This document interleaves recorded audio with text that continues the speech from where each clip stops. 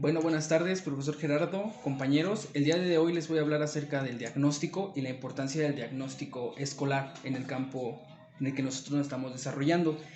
Hay que irnos a los orígenes en realidad de la palabra diagnóstico, y esta es que tiene un origen griego, eh, que sería como el analizar, el observar, el medir, el evaluar, el identificar cierta característica en alguna problemática. ¿A qué me refiero con ello? O para asimilarlo lo podremos poner en el campo médico. Antes de que el doctor analice nuestro problema, para ello nos va a diagnosticar, nos va a decir que podríamos, en un mar de enfermedades, podría analizar cuál es la enfermedad que nosotros tenemos y para ello poder atacar verdaderamente el problema que nosotros tenemos con antivirales o simplemente medicamento.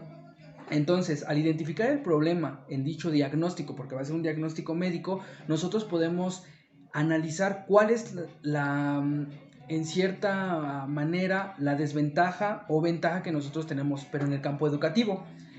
Sabemos que el campo educativo está demasiado lastimado y demasiado tocado y que no es perfecto. De hecho, el diagnóstico también hace referencia al contexto en el que nosotros nos estamos desarrollando.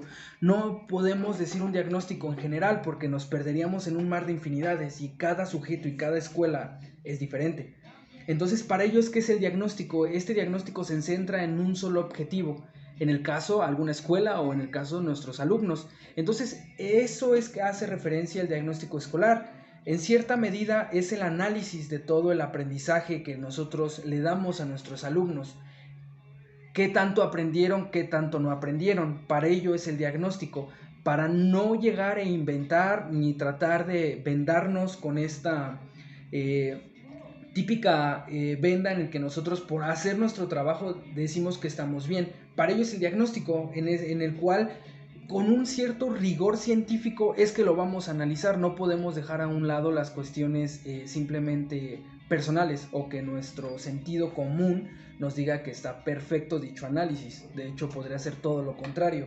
Podríamos decir que nuestro diagnóstico o nuestro proceso hacia la alfabetización científica, en el caso de nuestros alumnos, es perfecta, y al momento de evaluar, de analizar, de discutir, de reflejar o ver dichos aprendizajes, vemos que no es cierto. Entonces, para ello es el diagnóstico. Necesitamos una educación ahora ya no catedrática, ni solamente llegar y hablar y hablar y hablar y hablar, o solamente dibujar o sacar copias. Lo que necesitamos es un verdadero aprendizaje hacia los alumnos. Soy de la idea de un aprendizaje constructivista. Apruebo las ideas obviamente de pedagogos, los cuales en cierta manera han ayudado obviamente en el campo, ¿no? Y es obviamente de ello que se vale el diagnóstico. No es simplemente llegar e inventar, sino es llegar con cierto conocimiento a lo que vamos a atacar, y no simplemente es el inventar porque a mí se me ocurrió esta idea, no, sino que debe de tener eh, bases comprobadas en las cuales nosotros podamos mover dicho diagnóstico, porque para ello es flexible, no necesariamente necesita de ser totalmente riguroso y perfecto, sino que también obviamente este diagnóstico es flexible en el campo de la educación, porque tenemos un mar de infinidades en las escuelas, cada alumno es diferente, cada proceso obviamente que tiene dicho alumno es diferente, y lo hemos analizado a través de los autores, ¿no? Desde Piaget, Vygotsky, entre otros.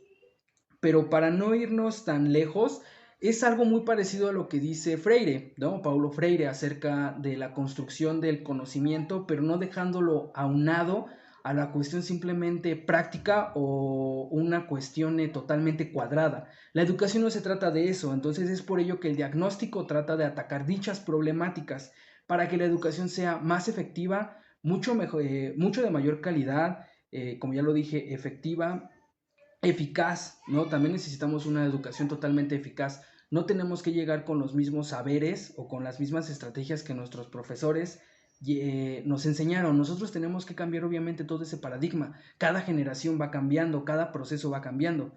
Entonces es por ello que necesitamos romper este paradigma cognitivo en los alumnos. Necesitamos un cambio en la cuestión de educación. No necesitamos los mismos procesos catedráticos que ya nos han llegado a analizar. Entonces, dicho diagnóstico, ya resumiendo las palabras, Y tomando ciertas características de Paulo Freire, lo definiría como un proceso flexible en el cual vamos a atacar o a tratar de solventar o subsanar ciertas problemáticas en la escuela, hablo teóricamente en la cuestión cognitiva en los alumnos o los procesos de aprendizaje en los alumnos, utilizar didácticas, empezar a mejorar la alfabetización científica y no evocarnos simplemente a algún proceso o alguna característica simple, ¿no? No hay que ser tampoco demasiado cerrados, porque dicha escuela es como una especie de campo en el cual no tienes solamente un área, tienes una hectárea en la cual vas a disponer o vas a tratar de generar ciertas